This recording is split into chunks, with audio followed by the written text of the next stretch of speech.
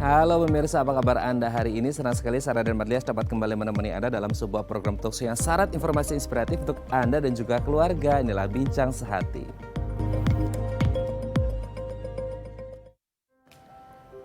Ya pemirsa, kalau kita ngomongin salah satu penyakit gitu ya, penyakit asam urat, ini kayaknya udah udah familiar lah ya, kita udah sering dengar gitu.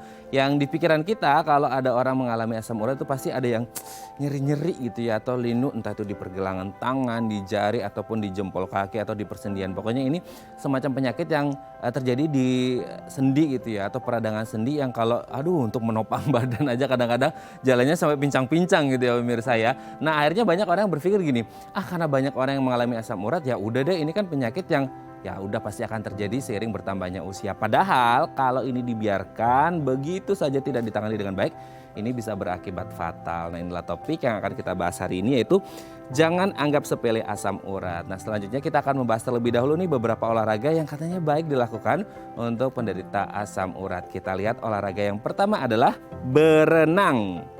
Nah kalau kita ngomongin tentang olahraga berenang, ini menjadi olahraga yang sangat penting gitu ya untuk para penderita asam urat. Kenapa? Karena kalau kita berpikirnya ya sebagai orang awam, asam urat itu kan terutama nih ya, kita sering lihat orang kalau jalan itu akan agak pincang gitu ya, karena menopang badan. Nah berenang ini menjadi salah satu olahraga yang direkomendasikan untuk penderita asam urat, soalnya dia ini kan tidak menopang badan ya. Jadi karena kita ngapung di air seperti itu, dan juga kalau bisa Anda lebih berfokus pada gerakan yang tidak berfokus pada kaki gitu ya, yang dimana itu bisa kecipak-kecipuk gitu ya kalau berenang, tapi usahakan seperti kayak gaya dada. Nah ini juga penting gitu ya. Oke, kita lanjut ke olahraga yang kedua pemirsa. Bersepeda. Nah ini juga menjadi salah satu olahraga yang direkomendasikan untuk penderita asam urat. Meskipun sepeda ini ada mengayuh sepedanya gitu ya, menggoes, tapi ternyata ini bagus untuk menguatkan otot-otot gitu ya, sendi, terutama untuk di sendi di kaki gitu ya, yang menjadi salah satu fokus biasanya keluhan orang yang mengalami asam urat. Jadi jangan lupa untuk bersepeda. Oke, kita lanjut olahraga yang ketiga pemirsa. Jalan kaki. Ini olahraga yang hemat tapi bikin kita sehat gitu ya. Salah satunya adalah bisa bikin kita sehat kalau Anda mengalami yang namanya asam urat. Ini olahraga yang simpel dengan menopang badan yang tidak terlalu berat gitu ya, dengan berjalan kaki yang santai. Ini bisa membuat kita jauh lebih sehat, terutama bagi Anda yang mengalami asam urat. Oke, kita lanjut olahraga yang selanjutnya pemirsa, senam ringan. Nah ini juga menjadi olahraga yang penting gitu ya. Senam ringan itu ada kata ringannya di belakang ya. Jadi jangan terlalu berat, jangan terlalu high impact banget gitu ya. Senam yang ringan, yang tipis-tipis aja. Nah ini juga bagus katanya untuk para penderita asam urat. Oke, kita lihat olahraga yang terakhir pemirsa. Yoga. Nah ini mungkin yang paling rekomen banget gitu ya. Tapi bukan yoga yang angkat-angkat gitu kali ya pemirsa ya. Yoga ini kan mostly duduk, relax gitu ya. Yang tidak terlalu menggunakan sendi kaki atau pergelangan kaki gitu ya untuk menopang tubuh. Jadi kalau Anda memiliki masalah atau Anda punya riwayat asam urat atau lagi kambuh asam uratnya tapi ingin olahraga, nah Anda bisa melakukan yoga. Oke, itu dia tadi beberapa olahraga yang direkomendasikan untuk penderita asam urat, dan kami akan membahasnya sesaat lagi. Tetap bersama kami di Bincang Sehati.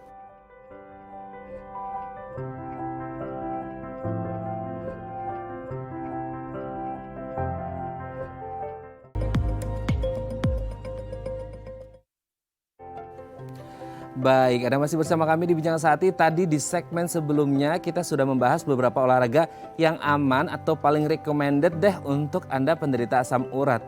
Ya nggak perlu dipungkiri ya, nggak bisa dipungkiri, di Indonesia banyak banget gitu ya orang-orang yang mengalami asam urat. Nah kadang-kadang kan kita ketika mengalami asam urat tetap bisa ingin berolahraga, tetap ingin sehat. Tapi kadang-kadang, kok olahraga ini salah malah jadi nambah sakit ya. Jangan asal olahraga, harus olahraga yang tepat dan aman. Nah untuk membahasnya telah tersambung nih bersama kami di sambungan Zoom dengan Dr. Anita Suryani SPKO, spesialis kedokteran olahraga dari Rumah Sakit IMC Sentul. Selamat pagi Dr. Anita, apa kabar? Selamat pagi Mas Raden, sehat bugar luar biasa. Salam sehat luar biasa. Ini masih di Papua atau sudah kembali ke ibu kota ini dok? Ini Papua nggak bisa dilupakan Mas, udah pulang, udah ke ibu kota, cuma hype-nya itu masih berasa aja. Hype-nya masih berasa ya, kaosnya masih kaos PON Papua itu soalnya, sangat luar biasa. Oke dokter, kita hari ini akan membahas beberapa penyakit yang olahraga yang pas gitu ya untuk dilakukan atau aman deh gitu untuk para penderita asam urat? Yang pertama adalah berenang, gimana nih dok? Oke, ya Mas, jadi mesti diketahui dulu sebelumnya kalau asam urat ini adalah penyakit karena peningkatan urin atau protein di dalam darah yang akhirnya bisa mengendap menjadi kristal namanya monosodik urat MSU di pasir dia. Oke, jadi yang disendi-sendi ini akan menjadi kaku dan nyeri. Itu sebenarnya yang membuat penderita asam urat ini menderita. Jadi nggak bisa sembuh, tergantung makanannya bisa kambuh lagi suatu-waktu makanannya mengandung urin. Jadi intinya olahraga itu jangan yang terlalu membebani sendi. Benar tadi dikatakan, karena sendi-sendi yang lagi sakit itu kalau terbebani malah jadi tambah nyeri. Berenang ini salah satunya. Jadi berenang ini karena tidak weight bear, jadi alternatif para penderita asam urat yang sedang kambuh nyeri. Boleh banget Mas, karena dia juga membuat sendi-sendinya jadi stretch, jadi lebih fleksibel, teregang, dan bisa juga untuk meningkatkan daya tahan jantung paru sehingga nanti asam uratnya bisa berkurang tapi manfaat bugarnya juga bisa didapat. Oke. Gitu. Oke, mantap dok. Dok, tapi aku mau nanya nih, kan tadi aku juga sempat mention kalau bisa berfokusnya pada gerakan yang memakai lebih aktivitas pakai tangan kan, ada gaya dada dan lain sebagainya. Kan kalau berenang kan kita bahasa apa ya kalau orang awam itu kecipak-kecipuknya, maksudnya pakai kaki dok. Itu gimana tuh dok?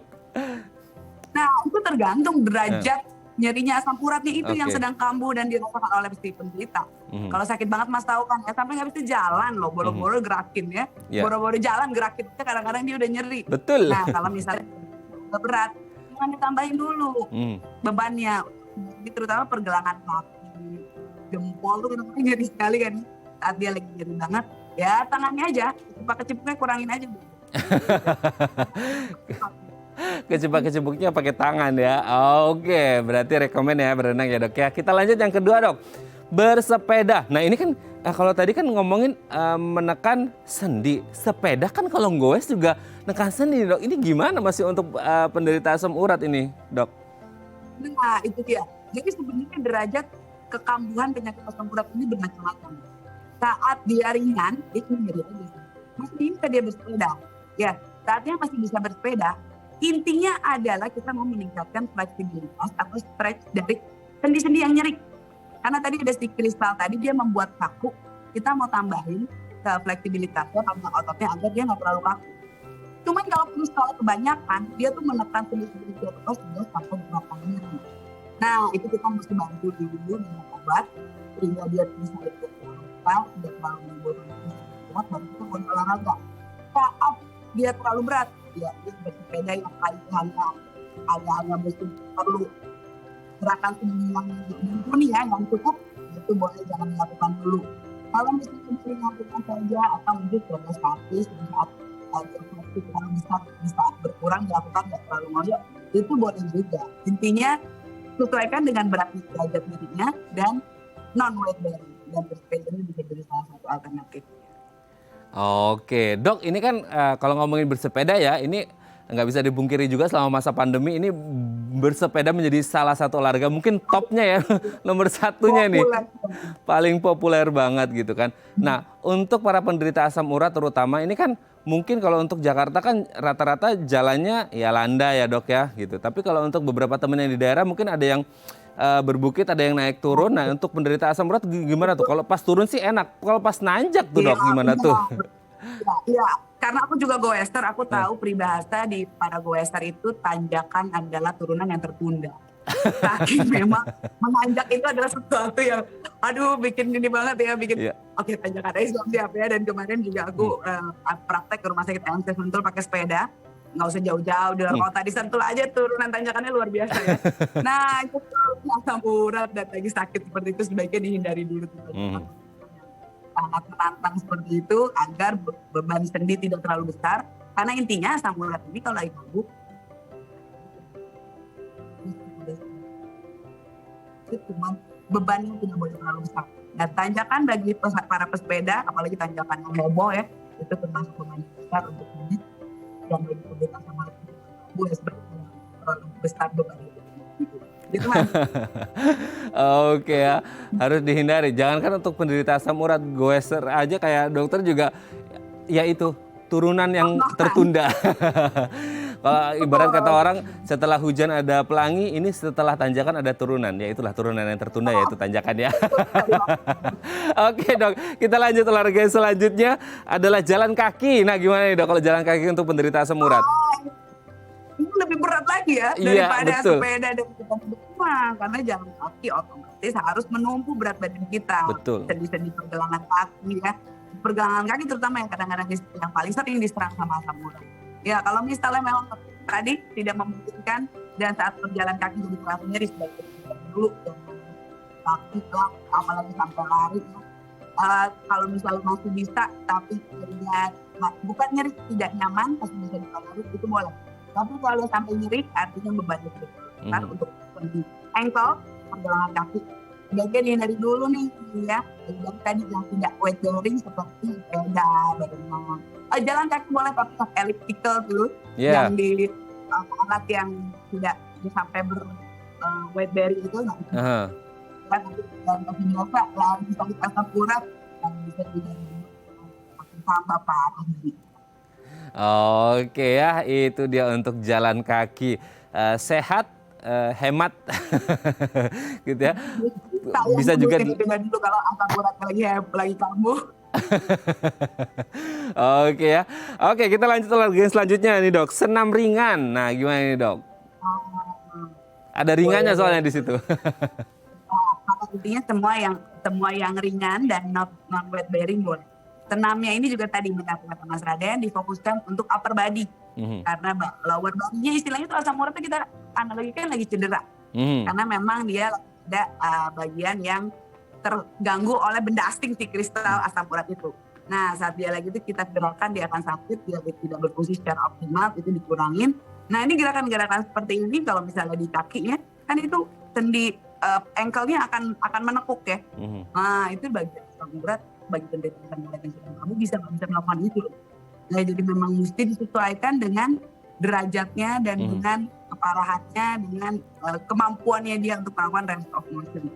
Boleh digini tapi di titik yang tidak nyaman. Seperti jalan kaki juga boleh tapi jangan sampai ke nyeri. Titiknya tidak nyaman dan kalau bisa di stretch deh. Kalau senam dengan kayak gini lebih bagus karena dia bisa untuk fleksibilitas ditahan 10 sampai 15 menit di yang untuk bisa menjadi gitu kan. Oke ya, senam ringan ya, terutama ibu-ibu nih biasanya suka senam gitu ya sore-sore ya. Oke, yang terakhir dok, yoga. Nah gimana nih yoga ini kan kalau kita pikirnya yoga ini kan ada yang diem aja dok, diem gitu. Ada juga yoga yang katanya bisa angkat-angkat orang.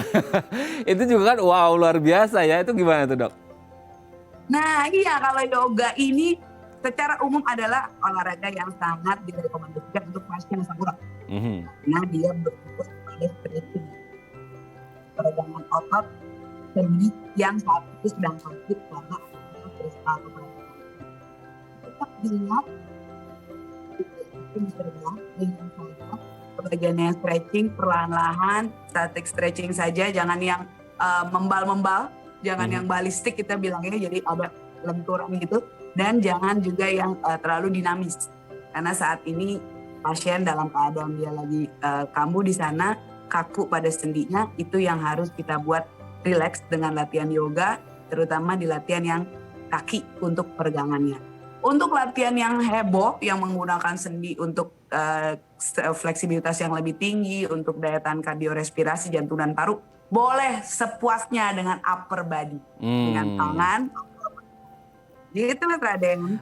Oke dok, berarti intinya apapun olahraganya kalau ada riwayat asam urat pokoknya tetap harus konsultasi dulu gitu ya dok ya ke dokter untuk mengetahui apa kapabilitasnya. Karena mungkin setiap penderita asam urat juga berbeda-beda juga levelnya gitu ya dok ya untuk... Ya, jadi memang lebih baik saat olahraga ditemani ya oleh dokter olahraga, oleh orang yang mengerti supaya tahu, Pak ini tahan di sini nih, ini udah kayak gini kayaknya udah mesti cukup nih, nggak boleh lebih lagi karena bisa terjadi malah lebih parah nanti asam uratnya.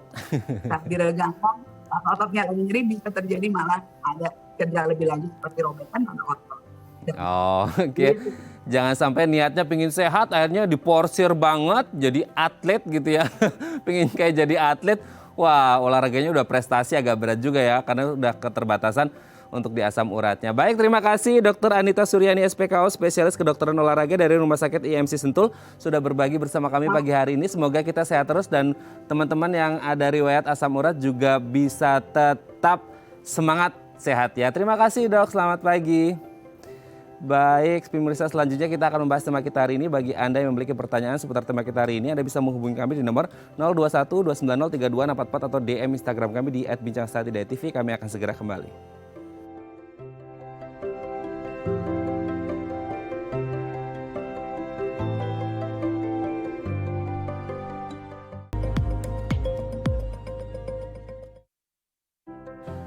Baik, Anda masih bersama kami di Bincang Sehati dan kita masih membahas tema kita hari ini, jangan anggap sepele asam urat.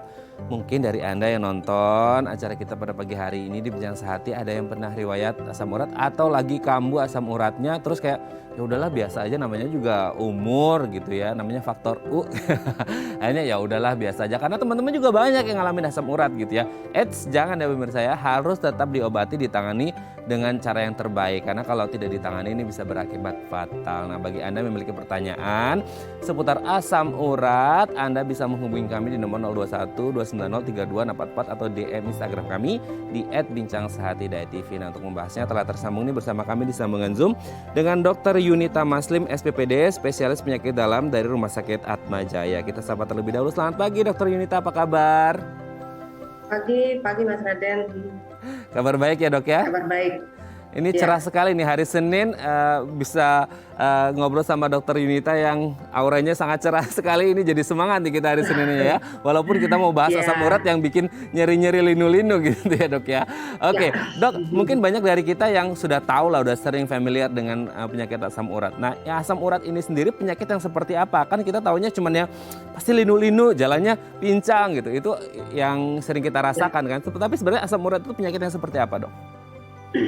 Baik, terima kasih Mas Raden ya. Jadi memang ini selalu masih menjadi sebuah begitu kesalahpahaman ya, bahwa penyakit asam urat ini hanya bersarang atau hanya menyerang sendi. Sebetulnya penyakit asam urat ini ada dalam bentuk satu yang tidak ada gejala sama sekali. Beberapa pasien tuh kalau datang ke saya, dok saya habis medical check up, kok ternyata asam urat saya tinggi ya, padahal saya nggak ada keluhan apa-apa. Apa hasil labnya itu salah atau gimana ya? Kadang-kadang pasien jadi menganalisis sendiri ya, dan yang mana itu sangat wajar. Kita menganalisis sendiri. Nah, jadi satu bisa aja nggak ada keluhan sama sekali, tidak ada keluhan, tapi hasil cek asam uratnya tinggi. Kedua, bisa juga memang sudah mengenai jaringan sendi yang tadi sempat dibahas.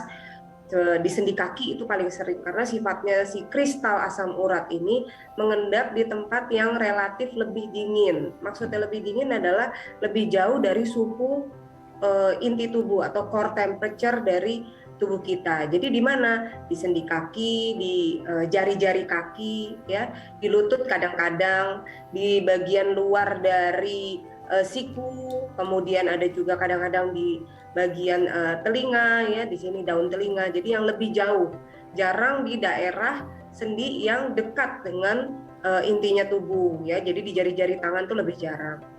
Bentuk yang ketiga adalah yang sudah ada manifestasi di dalam tubuh. Contohnya apa? Batu saluran kemih.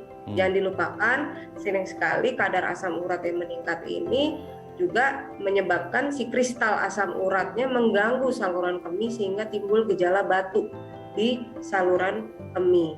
Hingga yang nomor 4 adalah begitu dia sampai mengganggu saluran kemih, tidak hanya batunya di saluran saja, tapi juga di ginjalnya sendiri terjadi gangguan. Atau kadang-kadang yang di tahap yang permisi yang paling berat, di tahap akhir adalah pasien akan menjalani cuci darah akibat penumpukan si kristal asam urat tersebut di jaringan ginjalnya. Itu Mas. Oke. Itu asam uratnya. Nah, berarti sebenarnya yang terjadi pada tubuh ketika orang mengalami asam urat ini tadi ya Dok ya, penumpukan si kristal asam uratnya, dan kalau boleh tahu berarti ini yang kalau menjadi masalahnya adalah penumpukan kristal tadi, kita harus juga tahu dong penyebab menumpuknya ini seperti apa dan kondisinya ketika terjadi penumpukan itu seperti apa, Dok? Ya, betul. Selalu ada dua hal, ya. Satu, kadar produksinya di dalam tubuh terlalu tinggi. Maksudnya produksi adalah makanan yang kita makan jadi masuk ke dalam tubuh itu tinggi kadar asam urat ya, asam urat yang sumber dasarnya adalah purin. Nanti kita bahas ke depan. Kemudian yang kedua adalah pengeluarannya dari saluran dari tubuh itu berkurang atau kita sebut istilah kedokterannya under secretion. Jadi sekresinya atau pengeluarannya dari dalam tubuh itu berkurang. Contohnya apa? Ada masalah di berkemihnya, jadi pipisnya ada yang bermasalah, ada sumbatan, sehingga kadar asam uratnya akan menumpuk. Kemudian kalau yang produksi tadi tidak hanya dari makanan, kadang-kadang adalah penggunaan beberapa obat-obatan, suplemen ya yang bisa menyebabkan si metabolismenya ini menjadi lebih meningkat sehingga timbul banyak atau mungkin dalam tanda kutip produksi asam urat di tubuh kita akan menjadi meningkat. Kemudian bisa juga misalkan ada suatu kondisi penyakit dalam tubuh, kondisi kesehatan dalam tubuh yang menyebabkan kadar asam uratnya akan meningkat. Salah satu contoh adalah misalnya pada pasien kanker, di mana kanker ini adalah adanya tumbuh jaringan yang berlebih, di mana jaringan ini sifatnya ganas. Nah, jaringan berlebih ini akan mengandung banyak sekali sel-sel tambahan, di mana sel tambahan ini ada inti sel yang merupakan inti sel ini adalah bahan baku dari metabolisme asam urat, sehingga asam uratnya akan meningkat dalam darah. Jadi saya simpulkan ada dua, produksi yang meningkat atau pengeluarannya yang menurun. Itu yang akan menyebabkan peningkatan kadar asam urat dalam darah kita. Oke, jadi sudah dijelaskan secara detail ya oleh dokter ya. Dok, kalau gini, ini kan kondisinya lumayan berbahaya gitu ya kalau ngomongin asam urat. Tapi yang terjadi di lapangan itu banyak akhirnya mencepelekan dok. Mereka ya udahlah, banyak juga yang mengalami asam urat. Ini karena mungkin gejalanya atau yang dirasakan tidak terlalu berat atau seperti apa sih dok? Ya, jadi yang tadi yang saya sampaikan Mas, tergantung jenisnya. Misalkan dia tidak ada gejala sama sekali, ya seringkali kita ya udahlah saya juga tiap kali check up tinggi dok kadar asam uratnya, ya itu satu. Kedua, walaupun ada gejala, misalkan sudah pernah radang sendi, ini beberapa pasien tuh kalau ke saya udah cukup teredukasi ya, dok saya udah tahu lah kalau saya radang ntar kan obatnya ini. Apalagi sekarang platform digital health ini kan sangat merebak ya di mana-mana. Kalau sakit tinggal klik bisa konsultasi online, kemudian pesan obatnya sampai ke rumah datang, semua sangat praktis. Sehingga kadang-kadang pasien sudah tahu, sudah teredukasi obat-obatnya seperti apa, sehingga dalam tanda kutip mungkin sedikit kan mudah diobati, nanti juga sembuh dan juga tidak terlalu berbahaya. Itu mungkin Mas ya. Nah, yang perlu diingat adalah bahwa tidak hanya dia bisa di dalam darah, tidak hanya dalam sendi. Tadi yang saya katakan, kalau semakin tidak teratasi bisa menyebabkan sumbatan di saluran kencing, batu saluran kencing. Tentunya kalau sudah terjadi hal ini kan menjadi sulit. Pasti harus datang ke dokter, bahkan beberapa tindakan-tindakan yang lebih sifatnya operasi ya. Kemudian yang terakhir adalah kalau sudah mengendap di ini yang menjadi bahaya. Dan juga tidak sedikit orang yang permisi konsumsi makanannya agak bebas gitu ya, sehingga kadar asam uratnya kan meningkat. Itu kan nggak hanya asam uratnya saja, seringkali kolesterolnya meningkat ya. Kayak kita makan makanan enak tuh kan nggak hanya asam uratnya aja, pasti minyaknya banyak, gurih ya. Dan juga permisi kadang-kadang pola hidupnya juga kurang olahraga, permisi kadang-kadang juga ada pola hidup merokok, sehingga itu paket. Tidak hanya masalah si asam urat, nanti ada problem jantung, ada problem diabetes, problem kegemukan, yang mana ini semua tentunya dampak kesehatannya jadi sangat jelek ya, sehingga masalahnya merebak kemana-mana, tidak hanya problem di asam urat. Itulah yang menjadi penting bahwa asam urat ini juga harus segera diatasi. Oke, jadi nyebar kemana-mana dan itu bukan harapan dan doa kita ya dok ya, pinginnya sih sehat terus gitu ya. Nah dok, tadi dokter kan sempat menyebut tuh ada yang nggak bergejala tapi kadarnya tinggi tapi nggak bergejala dok gitu. Nah sebenarnya kalau ngomongin asam urat itu kan ada angkanya ya dok ya. Sebenarnya angka normalnya itu di angka berapa dan udah mulai kayak lampu kuning gitu ya, udah lampu orange gitu ya untuk menuju ke lampu merah di angka berapa itu dok? Ya, jadi yang diharapkan adalah untuk wanita di bawah 6, laki-laki di bawah 7 kadarnya untuk asam urat gram per desiliter.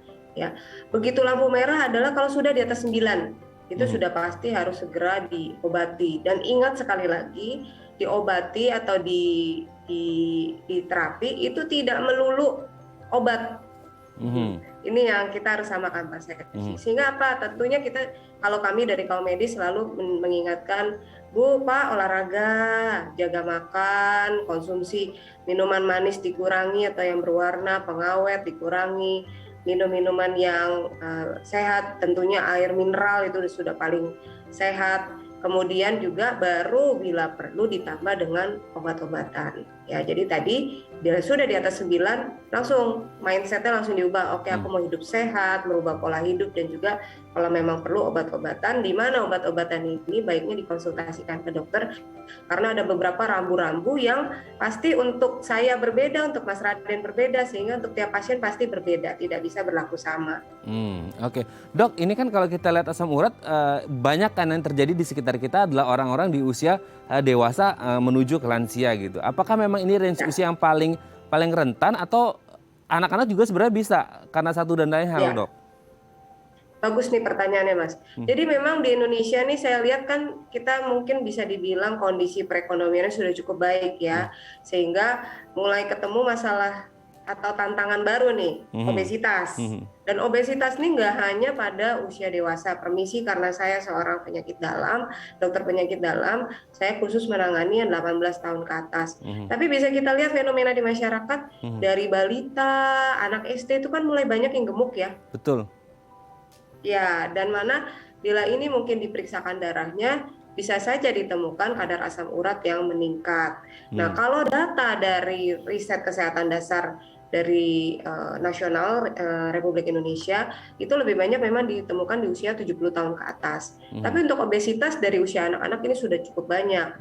Dan memang kejadian asam urat ini bisa dikatakan tidak sedikit, karena sudah berjumlah dari sekitar 10% lebih ya, sampai ke angka 25%. Jadi bisa dibilang dari 4 penduduk tuh 1 ada yang kondisinya asam urat gitu. Nah, yang saya mau tekankan lagi, anak-anak bisa nggak? Bisa, dan memang tidak jarang sekarang itu usia dewasa, permisi usia remaja. Jadi sudah di bangku SMP SMA itu mulai ada obesitas, pola makannya, ya minum-minuman yang manis berwarna, sehingga mereka juga rentan untuk menderita asam urat. Oke ya, apalagi kalau ditinjau sekarang sedentary lifestyle ya, Dok ya. Pola hidup yang sedentary juga sudah mulai terjadi di mana-mana, apalagi di masa pandemi ya, di mana orang lebih order junk food daripada yang healthy food seperti itu. Oke, Dokter Junita, nanti akan kita lanjut lagi di segmen selanjutnya ngomongin tentang asam urat, gimana cara mengatasinya kalau udah terlanjur mengalami asam urat. Baik pemirsa, bagi Anda yang memiliki pertanyaan seputar tema kita hari ini, Anda bisa menghubungi kami di nomor 021 290 3244 atau DM Instagram kami di @bincangsahatidayatv. Kami akan segera kembali.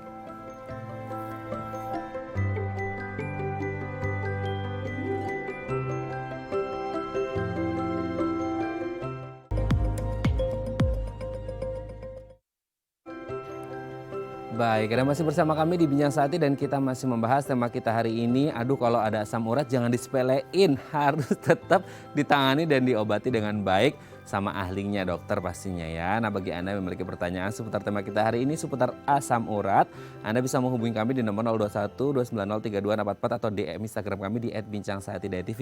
Kita masih bersama dengan Dr. Yunita Maslim, SPPD, spesialis penyakit dalam dari Rumah Sakit Atma Jaya. Dr. Yunita, kita lanjut lagi ya, Dok ya. Halo, Dok, bisa dengar suara saya, Dok? Ya. Oke. Bisa. Oke, Dok ya. Oke, Dok, kita lanjut lagi ya, Dok ya. Kalau kita ngomongin tentang asam urat, Dok, ini tadi juga dokter juga sempat mention ya, Dok ya, tadi di segmen sebelumnya tentang bagaimana orang mengonsumsi makanan gitu kan dan lain sebagainya. Apalagi juga aku tadi sempat mention juga sedentary lifestyle ya, kaum rebahan gitu. Nah, sebenarnya pola hidup, gaya hidup ini juga berpengaruh nggak sih, Dok, untuk asam urat ini sendiri? Sangat berpengaruh. Tadi yang saya katakan, bagaimana overproduksi melebihi dari sekresi. Jadi produksi di badan atau yang asupan dari asam urat atau metabolisme purin nih ya. Jadi melebihi dari yang bisa dikeluarkan. Kalau kita olahraga aktif bergerak tentunya kan lebih meningkat metabolisme sel, pengeluarannya lebih baik, dan juga dari pola makannya kita juga menggunakan lebih banyak mengkonsumsi lebih banyak air putih, air mineral yang sangat membantu pengeluaran dari asam urat, karena utamanya memang asam urat ini keluarnya lewat urin, lewat ginjal. Ya, sehingga ini yang sangat berperan dalam pengeluaran dari asam uratnya, sehingga kadar asam urat dalam darahnya akan lebih dalam kondisi balance atau seimbang atau terjaga. Oke. Gitu ya, berarti memang gaya hidup juga penting ya, ada pengaruhnya. Nah kalau dari gaya hidup dok, kalau dari genetik dok, ini ada bersifat herediter nggak sih, menurun gitu ke anak-anaknya? Ya, memang kalau masalah genetik nih kan memang masalah turunan kita nggak bisa intervensi terlalu banyak. Tapi memang kita sering lihat ya, yang orang tuanya ada benjolan-benjolan di kaki, di tangan, yang sering bilang tuh, ini pernah pecah dok, kalau keluar tuh bentuknya kayak kapur-kapur putih, itu khas sekali endapan asam urat pada jaringan sendi. Nah, seringkali anak-anaknya juga akan diturunkan. Nah, yang celakanya lebih banyak pada laki-laki nih, permisi mas. Laki-laki lebih mudah untuk menderita asam urat, dan memang secara genetik laki-laki ini lebih kuat resikonya untuk mengendap di jaringan sendinya. Oke, dok, kebetulan saya laki-laki juga dok. Ini katanya juga tadi dokter sempat menyebut ya. Soalnya kebetulan juga gitu ya, kebetulan juga beberapa rekan yang mengalami asam urat ini kebetulan, nggak tahu karena faktornya pria lebih banyak atau seperti apa sih dok? Ya, jadi kan memang kita tahu ya ada beberapa penyakit yang memang kuat sekali dengan gender. Contohnya misalkan pada, nggak usah jauh-jauh, lupus ya, lupus itu kan pada wanita 9 kali lipat lebih banyak. Nah, asam urat juga sama, lebih banyak pada laki-laki. Kenapa bisa begitu? Memang ini ada sifatnya pada genetikanya, pada materi genetikanya, yang sehingga menyebabkan si laki-laki ini lebih mudah untuk terjadi endapan di kristal asam uratnya di sendi, dan juga pada metabolisme purinnya. Itu yang menyebabkan lebih banyak pada pria untuk asam urat. Oke ya. Nah ini kalau akhirnya sudah mengalami asam urat dok, didiagnosis gitu ya, dari beberapa hal yang tadi disebutkan, sebenarnya penanganan seperti apa yang harus dilakukan pertama kali, atau sebenarnya kalau sudah ada keluhan dan sudah didiagnosis tetap harus terus ke rumah sakit, ketemu dokter dan melakukan penanganan pencegahan sedari dini gitu dok? Ya, nomor satu tadi yang saya sebutkan, kalau tidak bergejala, maka begitu tahu hasil medical check up-nya asam uratnya tidak baik, segera menerapkan gaya hidup sehat. Kalau sudah di kadar yang tadi sempat disebutkan lampu merah ya, di atas 9, maka lebih baik konsultasi ke dokter, karena penggunaan obat-obatan yang tidak didasarkan atas pertimbangan matang-matang dan tidak tahu bahwa beberapa obat itu juga punya resiko alergi yang tinggi, maka lebih baik dikonsultasikan kepada dokter. Kemudian juga sekali lagi, penggunaan obat-obatan itu tetap harus menilai bagaimana cocok atau tidaknya seseorang tersebut. Contohnya riwayat-riwayat sebelumnya, riwayat penyakitnya, riwayat alerginya, kondisi dari organ tubuhnya, hatinya atau livernya kondisi baik atau tidak, ginjalnya seperti apa, karena tetap semua metabolisme obat, racun atau makanan di badan itu akan pengeluarannya paling banyak dari liver dan dari ginjal. Maka lebih baik konsultasikanlah dengan tenaga profesional medis Anda.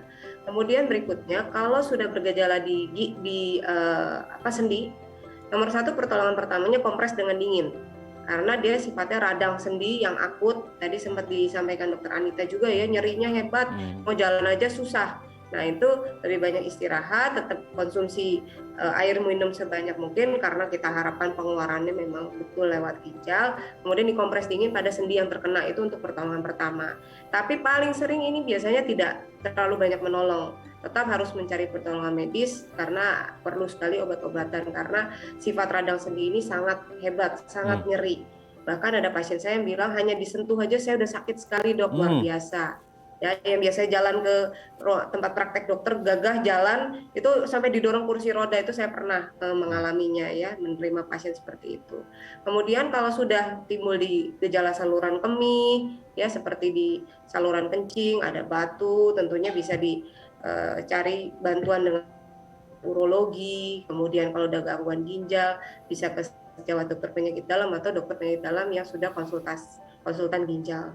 Saya rasa itu untuk pertolongan pertamanya. Tapi untuk penggunaan obat anti nyeri, saya pesankan sekali lagi harus dengan penuh kehati-hatian, karena tetap prinsipnya obat anti nyeri ini juga metabolismenya atau pemecahannya itu juga lewat ginjal, sehingga perlu kehati-hatian. Oke, jangan sampai akhirnya malah nanti keluhannya bisa nyebar kemana-mana gangguan kesehatannya ya dok ya. Betul. Oke, dok sebelum lanjut dok. Tidak jarang. Ya. Betul sekali. Oke, dok sebelum kita lanjut ini ada DM Instagram dari pemirsa, aku bacakan ya dok ya, ini dari Pak Galih nih. Ya. Dok, belakangan ini kaki saya kalau jalan nggak kuat lama dan suka sakit. Oke, apakah ada obat buat hilangin rasa sakitnya supaya kembali seperti awal bisa jalan jarak jauh? Nah, ini gimana ini dok? Kayaknya Pak Galih udah nggak suka udah kepingin jalan-jalan nih ya. Kita kan emang semua udah bosen nih harus mengurangi mobilisasi. Betul. Memang di sini saya perlu sekali sebetulnya data Pak Galih ini usia berapa, terus indeks massa tubuh artinya tinggi badan, berat badan berapa.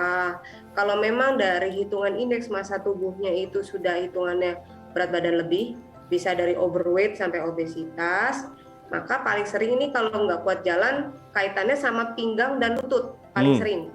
Nah ini sifatnya bukan penyakit asam urat. Nah ini yang perlu diingatkan sekali lagi. Tidak semua nyeri sendi itu asam urat. Dan tidak semua asam urat akan berakibat pada nyeri sendi. Jadi harus dicari lagi apakah ini betul asam urat. Atau paling sering biasanya justru kalau tidak kuat berjalan lama itu osteoartritis. Osteoartritis. Jadi penyakit sendi di mana oli sendinya berkurang.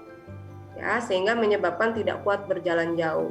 Nah, sekali lagi penanganannya jadi apa? Tidak hanya sebatas pada obat nyeri, maka sekali lagi resikonya apa yang bisa menyebabkan sampai nggak kuat jalan. Kalau memang berat badan berlebih, maka harus ada olahraga, ya, untuk menurunkan berat badan, konsumsi makanan yang lebih sehat sehingga berat badannya lebih berimbang, sehingga tidak membebani sendi-sendi, sehingga tidak menyebabkan sulit untuk mobilisasi.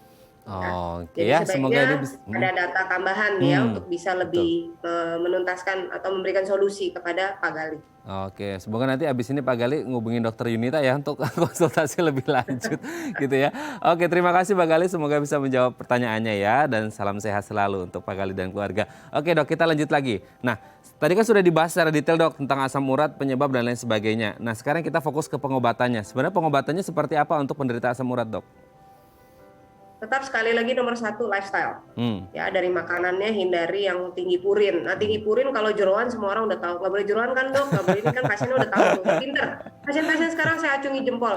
Orang Indonesia ini udah banyak pinter karena era digital nih ya, udah banyak baca, tinggal googling sebentar juga keluar. Tapi yang sering lupa itu adalah minuman manis. Atau dengan pemanis buatan. Itu juga bisa mencetuskan atau meningkatkan kadar asam urat sampai timbul tercetusnya nyeri sendi akut akibat asam urat. Itu juga sering. Kemudian kedua, sekali lagi olahraga yang memang bila tidak sedang kondisi nyeri akut. Ya, jadi nyerinya sudah reda, tidak ada nyeri yang akut, tidak ada gejala, itu sangat dianjurkan untuk berolahraga. Olahraga seperti apa yang sifatnya aerobik 5-7 kali per minggu, sehari bisa 30 menit ya, yang tidak mengganggu sendinya, tergantung oleh kondisi pasiennya ya. Kemudian berikutnya baru obat-obatan. Nah, obat ini juga pasien udah banyak yang pintar.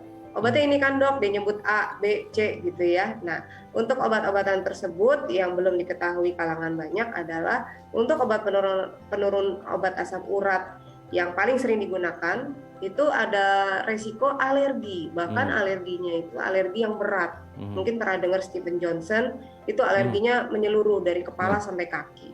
Jadi lebih baik betul-betul dinilai dulu secara teliti ya, resikonya apa, pernah riwayat alergi apa, dan bagaimana fungsi-fungsi tubuhnya, sehingga obat tersebut juga bisa dikeluarkan dari tubuh Anda. Jadi baiknya tetap dikonsultasikan. Obat lainnya apa? Obat pereda nyeri. Nah, pereda nyeri ini juga sama, ada yang steroid, non steroid. Untuk non steroid tetap pengeluarannya lewat ginjal, sehingga hati-hati harus dinilai dulu kondisi tubuhnya, ginjalnya, fungsi ginjal ya, kemudian bagaimana juga kondisi liver, itu harus dinilai.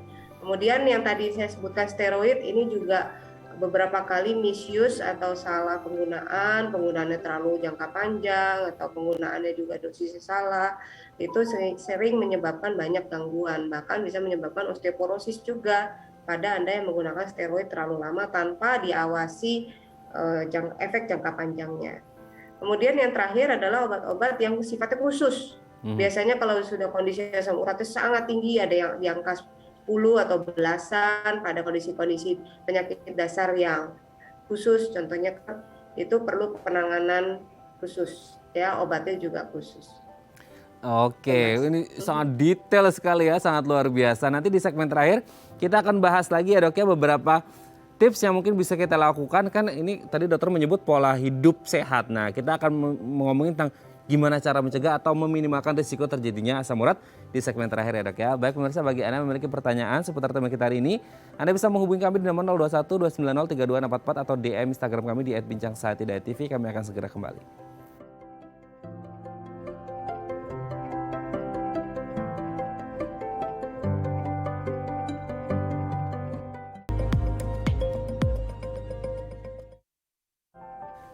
Baik, Anda masih bersama kami di Bincang Sati. Kita masih bersama dengan Dr. Yunita Maslim, SPPD, spesialis penyakit dalam dari Rumah Sakit Atmajaya. Dok, di segmen terakhir ini kita akan bahas beberapa hal yang mungkin tadi sempat di-mention sama dokter, tapi kita akan kupas agak lebih mendalam ya dok ya. Gimana cara mencegah atau meminimalkan risiko, karena kita ngomongin tentang asam urat yang sebenarnya tadi kan waktu saya tanya tentang pengobatan juga poin pertama dari Dr. Yunita adalah tentang gaya hidup sebenarnya, pola hidup sehat dan lain sebagainya. Berarti kan penting bagi kita untuk menerapkan itu. Yang pertama adalah menghindari makanan yang mengandung zat purin tinggi. Nah dok, mungkin bisa dijelaskan lebih banyak lagi makanan-makanan seperti apa yang sebenarnya mungkin kita hampir konsumsi setiap hari, tapi kita nggak ngeh kalau makanan ini ternyata mengandung purinnya lumayan tinggi dan bisa berakibat fatal pada asam urat gitu dok. Ya, makasih pertanyaannya. Jadi untuk zat purin tinggi tetap nomor 1 daging merah, ya, daging merah, bahkan yang jeroan-jeroan itu sangat dihindari. Kemudian berikutnya adalah seafood, ya, seafood itu juga kadar asam uratnya atau purinnya tinggi. Nah, seafood yang relatif aman adalah ikan, ya, ikan masih boleh dikonsumsi, ya. Kemudian yang berikutnya adalah jangan lupa pemanis buatan, itu kita kalau bisa tidak sama sekali karena tidak ada manfaatnya dalam tubuh, menambah kadar gula dalam tubuh, konsumsi gula, ya. Dan memang pemanis itu akan dimetabolisme atau fruktosa ini akan dimetabolisme menjadi purin juga, asam urat, ya, sehingga harus dihindari. Nah pasien sering nanya, selalu nomor 1 dok saya nggak boleh kacang-kacangan ya, nggak boleh sayuran hijau. Nah ini yang menurut saya kurang tepat ya, karena daripada kita konsumsi jeroan atau daging merah atau pemanis buatan, lebih baik sih kita lebih banyak konsumsi sayur-sayuran, ya, sayur-sayuran hijau, tentunya dalam jumlah yang berimbang, bisa dikonsumsi juga dengan atau dikombinasi dengan tomat, ketimun, ya, dengan wortel, ya, sehingga tidak hanya sayuran, tidak hanya dalam bentuk hijau atau kacang-kacangan. Kemudian yang berikutnya adalah konsumsi air putih. Ini adalah modal utama. Karena si air mineral inilah yang membersihkan atau meningkatkan fungsi ginjal sehingga memang pengeluaran asam uratnya akan semakin optimal. Ya, ditambah dengan pola hidup sehat apa ya, olahraga yang sempat saya sebutkan dirutinkan. Kalau kondisi lutut saya sakit dok, tumit saya sakit, sekarang banyak sekali kombinasi olahraga ya, banyak bisa dicari di kanal digital, ya, kita bisa lihat, bahkan yang di tempat tidur pun bisa menggunakan dumbbell atau hanya dengan gerakan yang intensity training. Itu gerakannya simple, singkat, direpetisi, diulang-ulang, tapi juga sudah setara dengan aerobik, sehingga ini yang bisa kita lakukan sehari-hari. Dan juga tentunya pola tidur yang cukup, ya, tidur yang cukup, konsumsi suplemen. Nah ini juga karena masa pandemi kita sering berfokus pada penggunaan suplemen. Kalau nggak minum suplemen malah takut keluar rumah, ada yang sampai seperti itu ya. Nah hati-hati, suplemen tersebut kalau konsumsinya terlalu tinggi itu juga, dan miligramnya terlalu tinggi, itu juga bisa mengganggu pengeluaran dari asam uratnya. Oh. Sehingga konsumsi suplemen pun dilihat, kan ada selalu di kemasan itu AKG ya, angka kecukupan gizi. Kalau itu sudah lebih dari 100%, lebih baik konsultasi dulu dengan pihak profesional medis ya, sehingga tidak menjadi kesalahan yang dilakukan oleh pasien itu sendiri. Oke, Dok, ini tolong koreksi Dok, ini nggak tahu fakta atau hoax ya. Tadi dokter sempat menyebut bahwasanya daripada makanan-makanan yang tidak sehat yang tadi dokter sebutkan, lebih baik makan sayur hijau seperti itu, meskipun harus dikombinasikan dengan beberapa sayuran atau buah-buahan yang lain. Nah, ini yang paling sering Dok, daun melinjo sama emping tuh, katanya wah ini bisa asam urat nih, itu gimana tuh Dok? Ini fakta, mitos atau gimana tuh? Itu fakta, memang itu termasuk sayuran hijau yang kadar asam uratnya tinggi. Makanya konsumsinya tentu saja jangan terlalu banyak. Kita sering lihat ya, kalau kita misalkan makan makanan tradisional Indonesia tuh ya, beberapa restoran kan dikantonginnya kecil-kecil ya, untuk emping. Ya udah segitu, yang saya lihat nih beberapa pasien doyan. Bahkan dari enak soalnya Dok, besar diambilin ya. Jadi memang bukan jenisnya yang salah, tapi kuantitasnya yang salah. Dan sudah ditambah juga sedentary, jadi tidak banyak bergerak, minumannya juga habis itu minuman manis ya, misalkan es cendol, es campur ya, beberapa makanan Indonesia kan enak-enak tuh. Ya itu juga mengandung pemanis buatan, sehingga ya terjadilah atau tercetuslah asam urat. Oke, sudah empingnya kebanyakan, terus ditambah dikasih asin-asinan ya Dok, udah asam urat, hipertensi, udah semua datang itu ya Dok ya. Gitu. Baik, terima kasih Dr. Yunita Maslim, SPPD, spesialis penyakit dalam dari Rumah Sakit Atmajaya, sudah berbagi bersama kami pagi hari ini. Semoga bagi yang mengalami asam urat segera sembuh, dan kita yang tidak mengalami ya tetap pola hidup yang lebih sehat gitu ya. Terima kasih Dr. Yunita, salam sehat selalu, salam untuk keluarga di rumah dan teman-teman di Rumah Sakit Atmajaya. Selamat pagi Dokter. Pagi, terima kasih. Terima kasih kembali. Baik pemirsa, bagi Anda memiliki kritik dan saran, Anda bisa menghubungi kami di nomor 0889 8100 5000, atau Anda bisa follow media sosial kami di @bincangsaktidayatv, dan tetap disiplin prokes 6M. Saya Raden Madlia Samit, sampai jumpa dan selamat beraktivitas.